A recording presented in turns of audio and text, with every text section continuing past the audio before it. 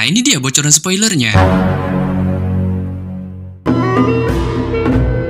Setelah Pangan dan Long Xuan meluncurkan combo wombo combro serangan pada Raja Ular Hitam kuno, mengakibatkan ular raksasa itu pun yang terkena mental akibat serangan combo edan ini memilih untuk pergi. Pasca kepergian Raja Ular Hitam kuno, Pangan dan Long Xuan pun bergegas kembali ke perahu mereka untuk mengecek kondisi dari Xiaoling yang kali ini sudah siuman pasca mengalami pingsan sebelumnya.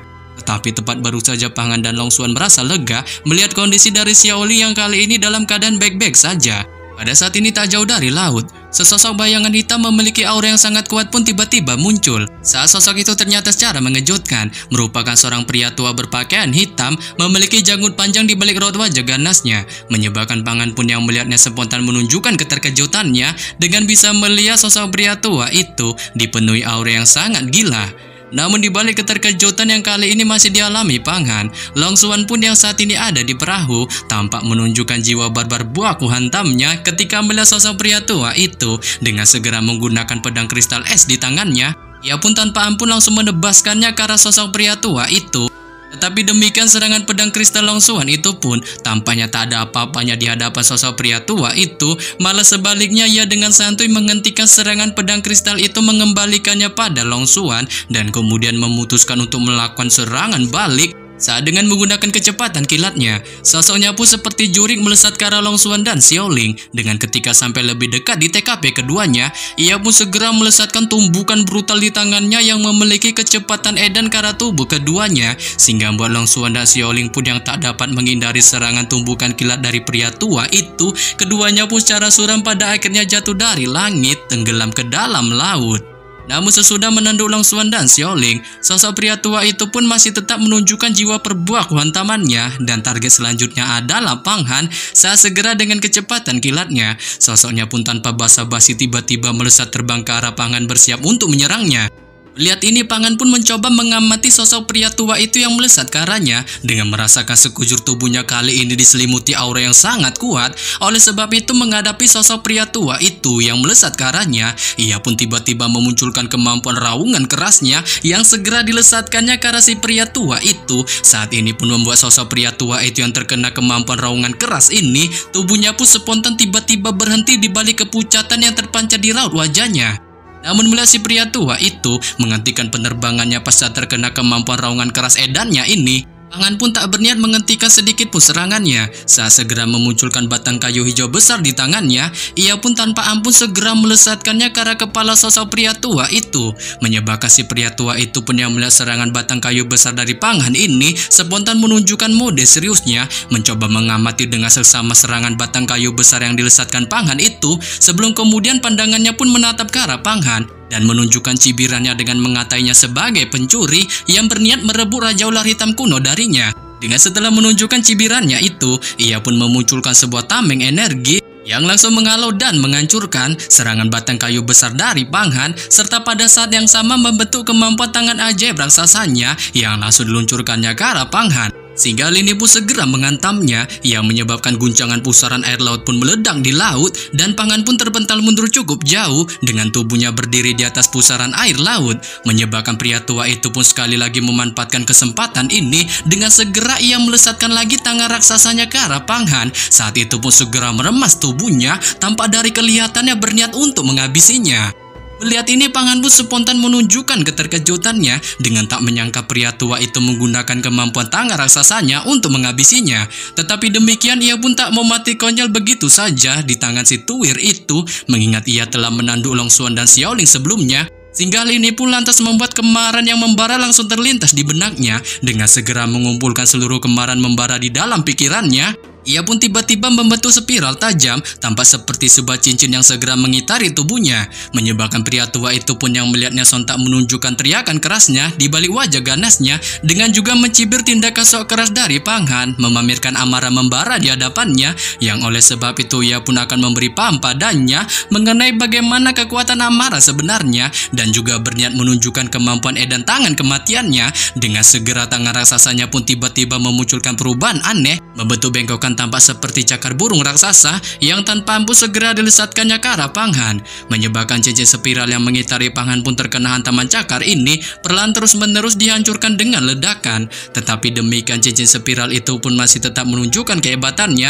dan tetap berdiri kokoh di bawah gempuran cakar raksasa itu. Dengan malah sebaliknya, hal ini pun lantas membuat si pria tua itu tanpa mengalami kepanikan.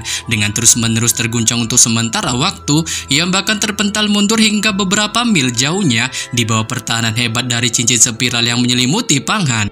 Merasakan kehebatan pertahanan cincin spiral dari Pangan, pria tua itu pun pada akhirnya menunjukkan keputusasaannya melawan Pangan. Dengan tak menyangka kemampuan dari Pangan jauh melebihi harapannya, terlebih lagi dengan kekuatan agung yang saat ini dimilikinya. Itu nyatanya cukup sulit untuk diatasinya atau bahkan dikalahkannya. Namun ketika keputusasaan ini masih dialami pria tua itu, Pangan pun tiba-tiba melontarkan teriakan keras ke arahnya dengan memberitahukan kepada si pria tua itu yang disebutnya sebagai pemilik pulau bahwa ia merupakan murid sejati dari sekte Yuhua, dan jikalau ia tetap ingin bertarung melawannya, ia pun siap sedia meladeninya. Sontak saja mendengar Pangan menyebutkan dirinya sebagai murid sekte Yuhua, pria tua pemilik pulau itu pun spontan menunjukkan keterkejutan hebat di wajahnya. Dengan tak menyangka Pangan ternyata seorang murid sekte terkenal itu, yang membuatnya pun tahu jikalau ia memokatkan salah satu murid dari sekte itu, kemungkinan ia akan terus menjadi target kejarannya sampai tertangkap.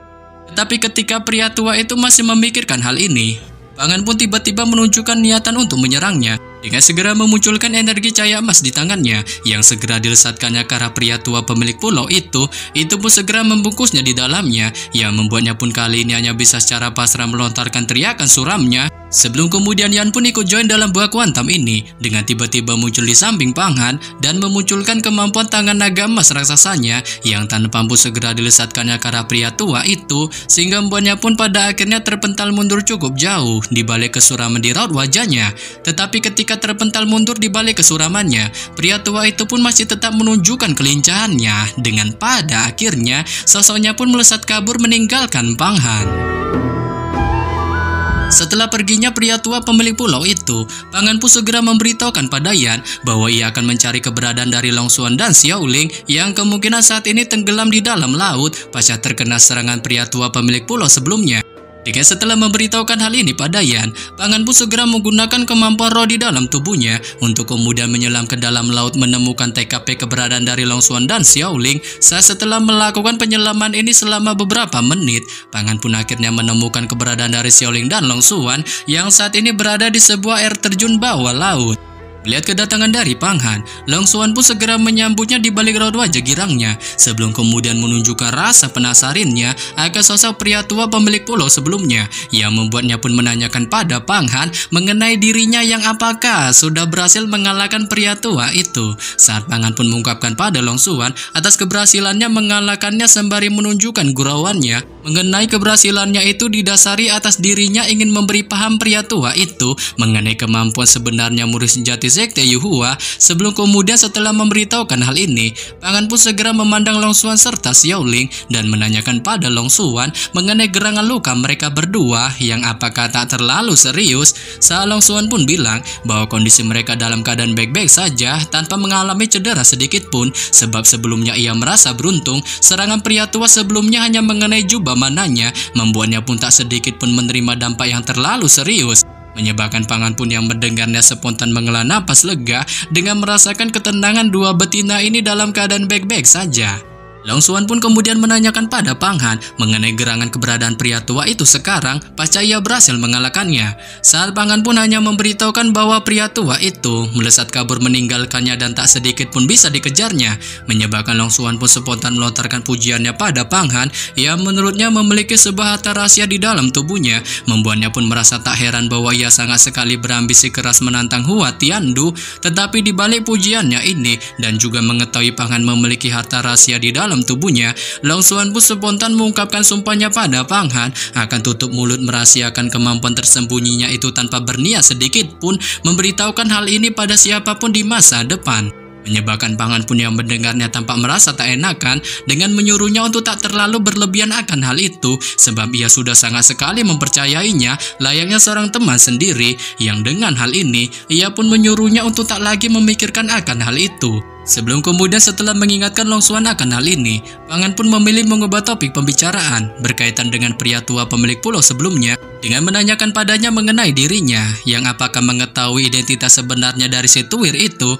Long Xuan pun mengungkapkan pengetahuannya akan pria tua pemilik pulau itu dengan menceritakan pada Pangan bahwa pria tua itu merupakan salah satu biji dari beberapa nama yang dijuluki sebagai 40 pencuri di seluruh benua. Dengan ke-40-nya merupakan hasil orang tersakiti dan dibuang dari sektenya tanpa alasan yang jelas, sehingga dengan hal itu, dengan kelompok ini, mereka memiliki visi misi mencuri setiap barang dari berbagai sekte untuk kemudian disimpannya dan dimurnikannya menjadi senjata terkuat di bumi.